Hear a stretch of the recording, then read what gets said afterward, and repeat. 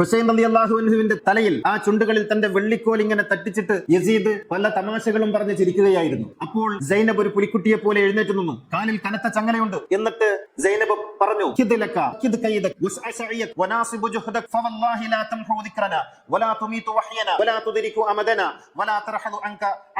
നിനക്ക് ചെയ്യാവുന്നതൊക്കെ ചെയ്യ്, നിനക്ക് സാധിക്കുന്ന വിധത്തിലൊക്കെ ഞങ്ങൾ ദ്രോഹിക്ക്. പക്ഷേ നീ ഒരു കാര്യം ഓർക്കണം, വെളിപാട് കൊണ്ടും വേദം കൊണ്ടും സ്ഥാനമാനങ്ങൾ കൊണ്ടും ഞങ്ങളെ ആദരിച്ച അള്ളാഹുവിനെ തന്നെ സത്യം. നീ നിന്റെ ജീവിതകാലം മുഴുവൻ കഠിനമായി അധ്വാനിച്ചാലും ഞങ്ങൾ എത്തിപ്പിടിച്ചതിന്റെ 1000-ൽ അംശം എത്തിപ്പിടിക്കാൻ നിനക്ക് സാധ്യമല്ല. ഞങ്ങൾക്ക് ലഭിച്ച മഹത്വത്തിന്റെ 7 അയലത്തെത്താൻ നിനക്ക് സാധ്യമല്ല.